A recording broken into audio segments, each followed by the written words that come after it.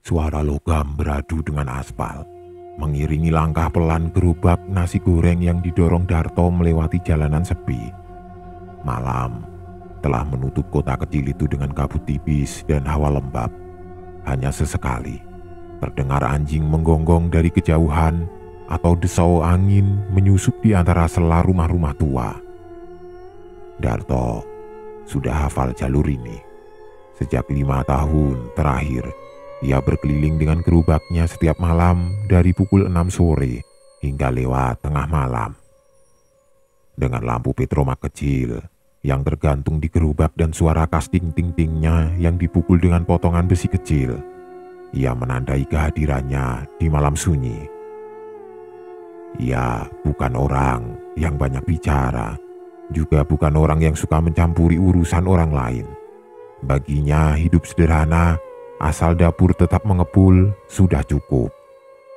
Tapi entah kenapa malam ini terasa berbeda. Seperti ada sesuatu yang mengintip dari balik bayang-bayang rumah, mengikuti dari kejauhan, namun tidak menampakkan wujudnya. Darto menepikan gerobak di ujung jalan, tempat biasa ia mangkal. Di sana beberapa pelanggan setia biasanya sudah menunggu. Tukang ojek malam, satpam komplek, dan seorang penjual koran tua. Namun malam ini, tidak ada satupun dari mereka. Jalan yang biasanya cukup ramai meski larut kini terasa begitu lengang, seolah kota itu berhenti bernafas untuk sementara. Darto menghela nafas, mengambil sepiring nasi goreng untuk dirinya sendiri. Tapi sebelum sendok pertama menyentuh mulutnya, suara itu terdengar. "Mas, nasi goreng 1, buat dibungkus ya." Suara itu datang dari ujung gang kecil di seberang jalan. Gelap, sempit, dan terlihat tidak terurus. Gang yang sudah lama tidak dilewatinya, bukan karena takut, tapi karena orang-orang di kampung menyebutnya gang mati. Darto mendongak, mencoba melihat siapa yang memesan. Tapi lorong itu begitu gelap, tidak ada lampu jalan, tidak ada suara langkah kaki, hanya suara lirih yang memanggil lagi. "1 saja, Mas, tidak pedas." Tubuh Darto kaku sejenak, tapi ia tidak punya alasan untuk menolak. Dalam hati ia berpikir mungkin ada warga baru yang tinggal di sana, atau orang luar kota yang menempati kontrakan. Ia mencoba menepis pikiran aneh yang tiba-tiba menyusup. Ia menyiapkan nasi goreng itu, membungkusnya rapi dan menyimpan dalam plastik. Lalu, dengan ragu ia mulai mendorong gerobaknya perlahan menuju mulut gang itu. Ketika roda gerobaknya mulai memasuki lorong, hawa di sekitarnya langsung berubah. Udara jadi lebih dingin dan aroma sangit yang tidak bisa dijelaskan mulai menyelinap ke hidungnya. Bukan bau nasi goreng, tapi seperti sesuatu yang terbakar. Darto menelan ludah. "Halo?" panggilnya pelan. "Yang pesan tadi?" Tidak ada jawaban, tapi lampu petromaknya bergetar seperti ditiup angin dari arah lorong. Tiba-tiba di kejauhan, lampu dari sebuah rumah tua menyala redup seolah menjawab panggilannya. Dengan jantung berdegup tidak karuan, Darto mendorong gerobaknya lebih dalam lagi ke lorong yang sepi itu. Dan di sanalah semuanya bermula. Lorong itu lebih panjang dari yang Darto ingat. Dulu, semasa kecil, lorong ini ramai oleh rumah petak yang dihuni para perantau. Tapi setelah kebakaran besar yang melahap beberapa rumah dan menewaskan penghuninya, tempat ini berubah menjadi semacam wilayah terlarang di benak warga. Darto tidak peduli dengan cerita-cerita lama. Baginya pelanggan adalah rezeki, tidak peduli dari mana datangnya. Cahaya petromak yang tergantung di gerobaknya goyah, menari pelan seperti takut menyinari tempat ini. Bayangan panjang gerobak dan tubuhnya memantul aneh di dinding lorong seperti bergerak sendiri. Darto berhenti di depan rumah dengan lampu remang-remang yang tadi ia lihat menyala. Rumah itu sepi, Jendela tertutup rapat dan pintunya hanya terbuka sedikit. "Assalamualaikum." Tidak ada jawaban. Ia melirik ke plastik nasi goreng yang ada di tangan kirinya lalu kembali ke pintu. "Nasi gorengnya, Bu. Pak, yang tadi pesen." Masih hening. Ia nyaris hendak pergi ketika sebuah tangan menyembul perlahan dari balik pintu. Tangan kurus, pucat, dan penuh luka gosong di bagian lengannya. Tangan itu menggenggam uang 2 lembar lusuh yang tampak hangus di salah satu sudutnya. Darto terpaku sesaat, bukan karena takut, lebih karena bingung. Tapi sebelum pikirannya sempat mencari logika, tangan itu sudah menarik bungkus nasi dari tangannya, menaruh uangnya di atas gerobak, dan menutup pintu pelan tanpa sepatah kata pun. Suara kunci pintu diputar. Darto menelan ludah, lalu mengambil uang itu. Uang 10 ribuan, tapi ujungnya menghitam seperti baru diangkat dari bara api. Ia memandangi uang itu beberapa detik, sebelum akhirnya ia lipat dan masukkan ke dalam laci kecil gerobaknya. Ia buru-buru balik arah dan keluar dari lorong itu sambil mencoba tidak menoleh ke belakang. Meskipun ada sesuatu di dalam dirinya yang merasa dia sedang diperhatikan. Saat sampai di jalan utama lagi, Darto menepikan gerobaknya dan duduk sebentar. Keringat dingin menetes dari pelipis meskipun udara malam cukup dingin. Ia mengamati uang itu sekali lagi. Bukan hanya hangus, tapi baunya seperti kain terbakar dan daging gosong. Malam itu, Darto pulang lebih awal dari biasanya. Di rumah kontrakannya yang sempit, ia membersihkan gerobak seperti biasa. Tapi saat membuka laci kecil tempat ia menyimpan uang hasil jualan, Darto terpaku. Uang dari pelanggan misterius itu menghilang. Dan di tempatnya kini hanya ada segumpal arang hitam yang hangus dan meninggalkan bekas di dasar laci. Darto mengamati arang hitam itu dengan dahi berkerut.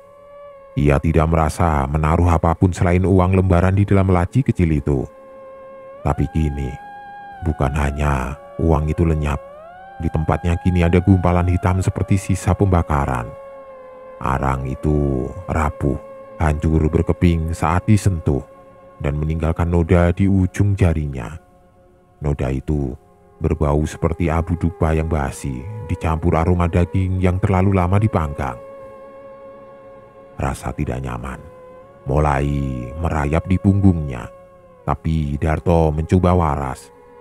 Mungkin uangnya jatuh dan ini cuma sisa arang dari bara sisa makanan, pikirnya. Meski hatinya tahu, ia tidak pernah menyimpan arang di dalam laci uang. Ia menyingkirkan arang itu ke tempat sampah dan mencuci tangannya berkali-kali. Namun bau hangus itu tetap menempel di telapak tangan, bau yang seakan masuk ke pori-pori kulitnya. Malam berikutnya, Darto kembali berjualan seperti biasa. Ia mencoba melupakan kejadian aneh semalam, meyakinkan diri bahwa semua itu hanya karena kelelahan dan pikirannya terlalu liar. Namun, sejak memasuki jam 9 malam, semua menjadi berbeda. Pelanggannya datang satu persatu, tapi mereka tidak seperti biasanya. Wajah-wajah mereka tampak aneh. Seorang pemuda dengan hoodie lusuh memesan 1 porsi. Tapi ketika Darto menatap wajahnya, kulit pipi kanannya terlihat melepuh dan mengelupas, seperti luka bakar parah yang belum sembuh.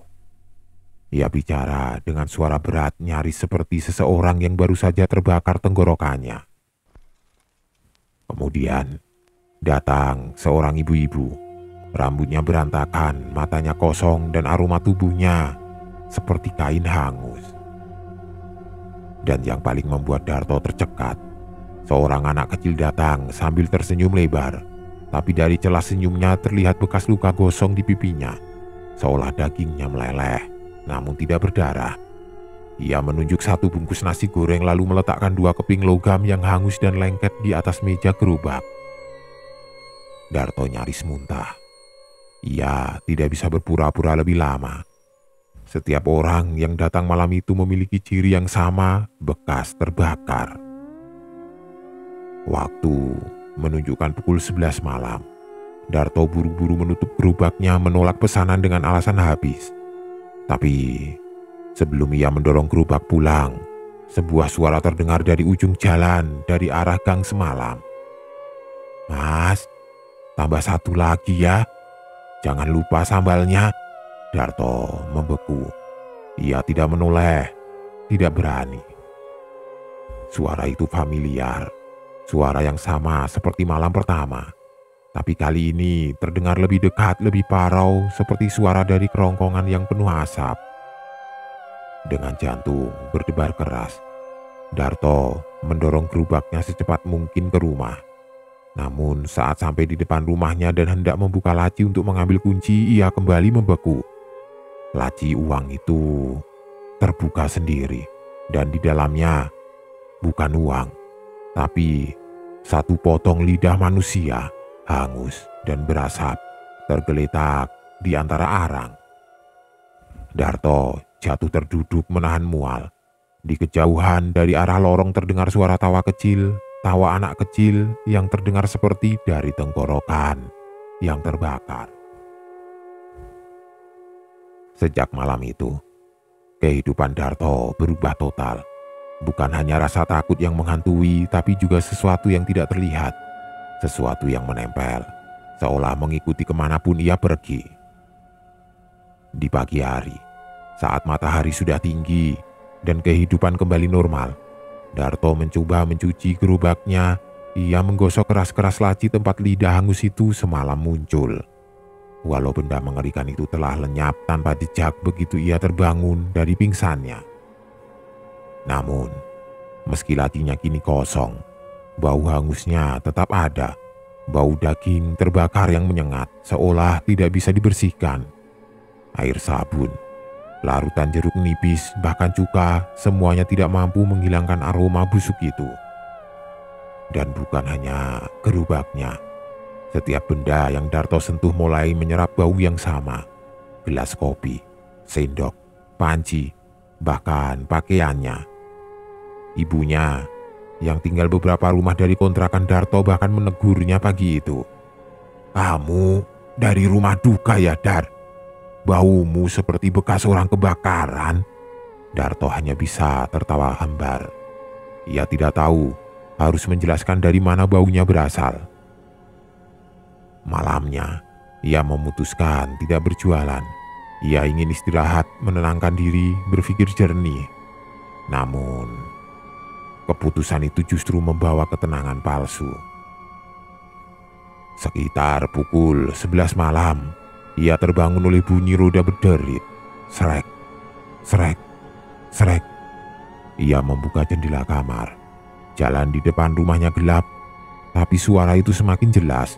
Derit roda gerobak nasi goreng, seperti miliknya.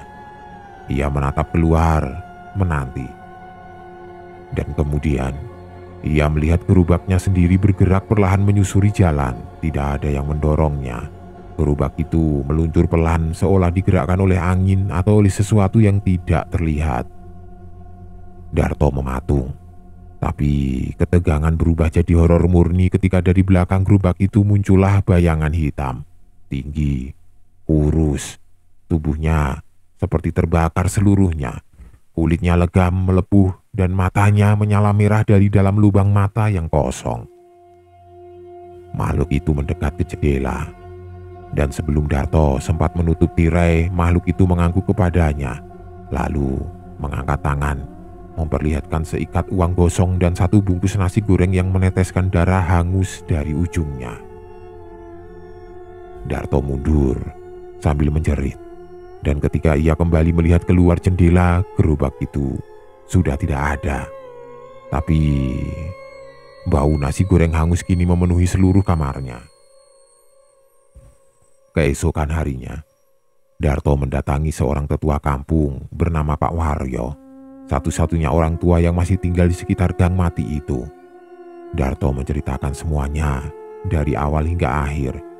Pak Waryo hanya terdiam lama sebelum akhirnya berkata lirih. Kamu sudah disapa, Dar?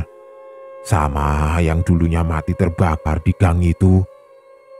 Tapi sekarang mereka lapar dan kamu sudah melayani pesanan mereka. Itu artinya kamu akan terus diminta masak sampai kamu sendiri jadi bagian dari menu. Hari Darto semakin aneh. Setiap pagi ia bangun dengan rasa lelah yang mendalam, seolah tidak pernah tidur. Meskipun tubuhnya merasa lelah, matanya tidak bisa menutup. Dan pikirannya selalu terjaga oleh bayang-bayang yang terus menghantuinya. Tangan kanannya sering terasa panas seperti terbakar, meskipun ia tidak merasa menyentuh api. Begitu juga dengan aroma nasi goreng yang kini melekat pada dirinya tidak pernah hilang. Bukan hanya dari gerobaknya, tapi seakan menempel pada kulitnya. Setiap kali ia memasak, piring-piring nasi goreng yang dihidangkan tidak pernah tampak biasa, seperti ada sesuatu yang salah dengan bahan-bahannya. Daging yang ia gunakan tidak lagi berwarna merah muda, tetapi coklat pekat menghitam. Telur yang ia goreng pun memiliki bau aneh, seolah-olah sudah terlalu lama berada di dalam panas api.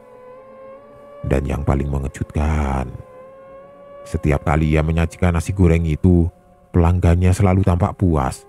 Lebih dari itu, mereka terlihat terlalu puas. Terlihat seperti mereka telah mendapatkan sesuatu yang lebih dari sekedar makanan. Namun Darto tahu bahwa di balik kepuasan itu ada sesuatu yang gelap. Nasi gorengnya bukan lagi untuk manusia. Suatu malam, ketika ia sedang menyiapkan pesanan untuk seorang pelanggan yang baru saja datang, tiba-tiba sebuah lengan menyentuh bahunya. Darto menoleh dan di sana berdiri seorang wanita muda dengan gaun putih lusuh, wajahnya pucat pasi dan matanya tampak kosong. Wanita itu tersenyum dengan bibir yang sudah menghitam. Mas, jangan lupa tambahkan sambalnya. Jangan lupa. Darto terpaku. Tangan wanita itu bergerak menggapai sambal di meja seolah tahu persis letaknya. Tanpa berpikir panjang, Darto mengambil bungkus nasi goreng yang sudah ia masak, lalu menyerahkannya kepada wanita itu meskipun di dalam hatinya ada rasa takut yang mencekam. Wanita itu meraih nasi goreng dengan cepat, memasukkan 1 sendok ke mulutnya lalu ia menoleh. Aroma ini, Mas, wangi sekali. Sebentar lagi saya akan membawa lebih banyak teman. Senyum wanita itu mengembang, namun wajahnya semakin mengerikan. Bekas luka bakar di kulitnya seperti terbakar kembali, meneteskan cairan hitam yang menyerupai minyak panas. Darto terdiam, dan sebelum ia sempat bertanya lebih jauh, wanita itu sudah menghilang dalam sekejap, seakan-akan ditelan oleh kegelapan malam. Ia menatap nasi goreng yang kini tersisa di piring. Rasa khawatir mulai menguasai dirinya. Siapa wanita itu? Dan siapa teman-temannya? Tidak lama kemudian, suara berderit terdengar lagi seperti roda gerobak yang bergerak pelan menembus keheningan malam. Darto berjalan menuju jendela. Dari kejauhan, ia melihat gerobaknya bergerak kembali dengan sendirinya menuju gang mati yang sudah lama ditinggalkan. Lalu, dalam bayangan yang samar, ia melihat sekelompok bayangan bergerak perlahan semakin mendekat. Siapa mereka? Darto bertanya-tanya. Namun jawaban yang ia terima bukan dari kata-kata melainkan dari suara tawa parau yang berasal dari arah lorong. Suara itu semakin keras, seolah datang dari dalam gerobak itu sendiri. Ia merasakan tubuhnya gemetar hebat. Dengan cepat, ia berlari keluar menuju lorong yang sebelumnya ia hindari. Dalam ketakutan yang membekapnya, ia tahu satu hal, semua ini adalah bagian dari takdir yang mengerikan. Ia tidak bisa menghindar. Nasi goreng itu telah mengikatnya dengan sesuatu yang lebih jahat dan gelap daripada yang bisa ia bayangkan. Di akhir lorong, ia melihat sesuatu yang membuat jantungnya hampir berhenti. Gerobaknya sudah ada di sana, terparkir di tengah jalan. Namun bukan hanya gerobak itu yang menakutkan. Di sekitarnya berdiri lebih dari 20 orang, semuanya memiliki wajah yang sama. Wajah yang hangus, terbakar. Semua mengenakan pakaian yang tampak terbakar dan berlumuran noda hitam. Mereka semua tersenyum lebar. Darto merasa jantungnya hampir melompat keluar. Salah satu dari mereka, seorang pria dengan wajah yang hampir tidak dikenali, melangkah maju dan menepuk bahu Darto. "Mas, kalau kamu tidak bisa berhenti, kami yang akan datang lagi. Kami butuh lebih banyak nasi gorengmu. Itu adalah satu-satunya cara agar kami bisa makan." Darto tergagap, mencoba mencari jalan keluar. Namun kakinya terjerat dalam tanah seolah akar pohon tumbuh di bawahnya, menahannya agar tetap berdiri di tempat yang sama. Lelaki itu tertawa kecil, dan suara itu terdengar seperti gemerisik api. "Jangan khawatir, Mas. Nasi gorengmu itu adalah makanan yang sangat berharga bagi kami. Itu adalah resep yang tidak bisa kita lupakan." Dengan tubuh yang gemetar, Darto merasakan dinginnya malam semakin menyelusup ke dalam dirinya. Semua yang ia lakukan, semua yang ia masak, kini menjadi bagian dari dunia yang lebih gelap. Dan ia tidak tahu lagi apakah ada cara untuk keluar dari sana. Darto tidak pernah menyangka bahwa usahanya yang sederhana sebagai penjual nasi goreng keliling akan membawanya ke dalam kegelapan yang dalam dan menakutkan. Malam itu, setelah pertemuan dengan sekumpulan orang yang wajahnya hangus terbakar, ia tidak bisa tidur. Rasa takut menggumpal di dalam dirinya, mengikat setiap detik dengan bayang-bayang yang tidak bisa ia lepaskan. Pagi harinya, meskipun tubuhnya merasa lelah luar biasa, Darto tetap memutuskan untuk berjualan. Ia tahu ini adalah cara untuk mengusir ketakutannya. Meskipun ia tahu rasa takut itu sudah menjadi bagian dari hidupnya. Ia mendorong gerobaknya seperti biasa. Tetapi kali ini meskipun langkahnya cepat, ada sesuatu yang berbeda. Gerobaknya terasa lebih berat meski hanya berisi nasi goreng biasa. Ia merasa ada mata yang mengawasi, sesuatu yang bergerak mengikuti jejaknya di setiap langkah yang ia ambil. Namun saat ia sampai di sebuah persimpangan jalan, ia berhenti. Di sana, di ujung jalan yang sepi, ada seorang pria yang sedang menunggu. Wajahnya tersembunyi dalam bayangan. Hanya matanya yang bersinar, seperti dua bola api yang menyala. Darto merasa terpaksa untuk mendekat, meskipun ia tahu ada sesuatu yang sangat salah dengan pria itu. Pria itu tersenyum dan bibirnya mengungkapkan sesuatu yang membuat Darto menahan nafas. "Aku sudah menunggu kamu, Mas. Kami sudah menunggu lebih lama dari yang kamu kira." Darto merasa keringat dingin mengalir di tengkuknya. Ia mencoba mundur, namun kakinya terasa seperti tertanam di tanah. Pria itu mengulurkan tangannya, dan di tangannya terdapat sebuah piring nasi goreng. Nasi goreng yang Darto kenal. Bukan karena tampilan atau aromanya, tapi karena daging yang digunakan. Darto mengenali daging itu. Itu adalah daging manusia. Namun, pria itu tidak mengatakan apapun. Ia hanya tersenyum dengan senyum yang sangat lebar, sangat gelap, hingga tampak seperti wajah yang robek. Matanya menyala, dan dia mulai berbicara dengan suara yang menembus kedalaman hati Darto. "Ini adalah piring terakhir, Mas. Kami ingin tahu apakah kamu akan ikut dengan kami, atau kamu akan menjadi bagian dari menu kami selamanya." Darto terguncang. Jantungnya berdegup kencang. Semua yang ia pikirkan sebelumnya, semua yang ia rasakan, ternyata salah. Ia tidak hanya menjual nasi goreng. Ia telah memberi makan sesuatu yang jauh lebih gelap daripada sekedar kelaparan manusia. Makhluk-makhluk itu, mereka yang tidak dapat mati, yang terjebak dalam api dan kelaparan abadi, kini menuntut bagian dari tubuhnya. Mereka ingin membuat dirinya menjadi bagian dari hidangan terakhir. Pria itu semakin mendekat. Langkahnya cepat dan penuh ancaman. Dengan suara yang lembut namun menakutkan ia berkata, "Kami tidak akan membiarkanmu pergi, Mas. Kamu sudah menjadi bagian dari kami. Sudah waktunya kami merayakan pesta terakhir." Dengan penuh ketakutan, Darto berbalik dan berlari. Tapi gerobaknya yang dulu ringan kini terasa sangat berat. Setiap langkahnya terasa seperti beban yang mengikat. Ia mendengar tawa di belakangnya. Tawa yang penuh dengan rasa lapar. Tawa itu semakin keras, semakin memekakkan telinga. Ia berlari sejauh yang ia bisa, melewati gang-gang gelap yang familiar. Namun semakin ia berlari, semakin banyak wajah-wajah terbakar yang muncul di jalanan. Wajah-wajah yang ia kenal, semua pelanggannya, muncul dari bayang-bayang berjalan dengan kaki yang terputus, tubuh yang hangus, wajah yang terkoyak. Dan saat Darto mencapai ujung jalan, ia melihat sesuatu yang mengerikan. Gerobaknya.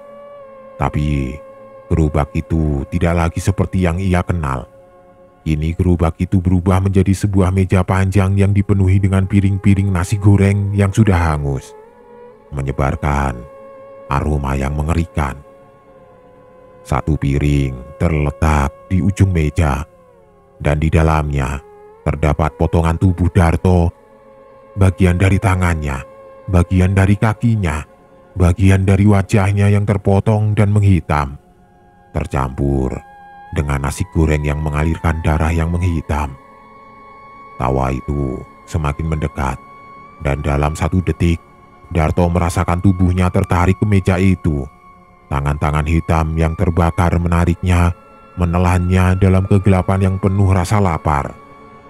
Sebelum semuanya menjadi gelap, Darto mendengar suara terakhirnya sendiri. Piring terakhir.